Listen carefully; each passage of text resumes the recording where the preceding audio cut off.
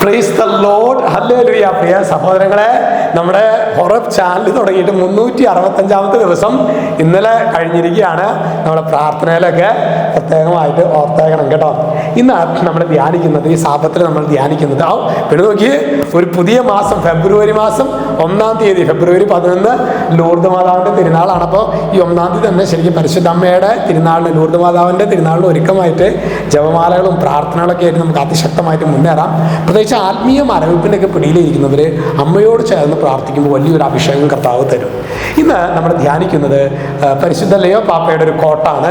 അതിലിങ്ങനെയാണ് പറയുന്നത്: വിശ്വാസ കൈമാറ്റം നമ്മുടെ കാലത്തിൻ്റെ അടിയന്തര ആവശ്യമായി മാറിയിരിക്കുന്നു.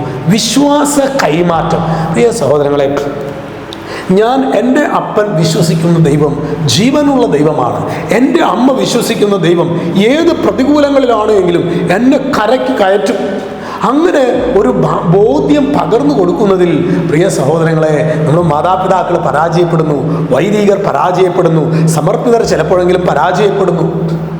അപ്പോൾ ഇതാണ് ശരിക്കും പരിശുദ്ധ പിതാവ് പറയുന്നത്, വിശ്വാസ കൈമാറ്റം നമ്മുടെ കാലഘട്ടത്തിൻ്റെ അടിയന്തര ആവശ്യമായി. ഇന്ന് പൗലോസ്ലീഹ പറയുന്നത് വളരെ ശരിയാണ്. ഈ ലോകത്തിന് വേണ്ടിയാണ് നിങ്ങൾ ക്രിസ്തുവിൽ പ്രത്യാശ അർപ്പിക്കുന്നത് എങ്കിൽ, ഈ ലോകത്തിന് വേണ്ടിയാണ് നിങ്ങൾ ക്രിസ്തുവിൽ പ്രത്യാശ അർപ്പിക്കുന്നതെങ്കിൽ നിങ്ങളാണ് ഹതഭാഗ്യവാന്മാർ.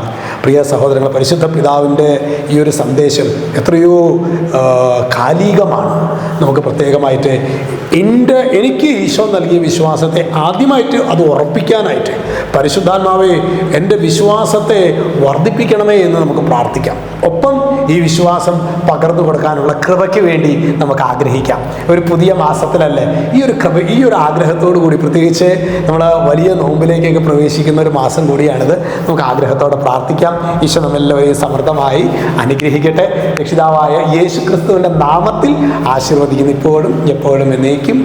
ആമേൻ.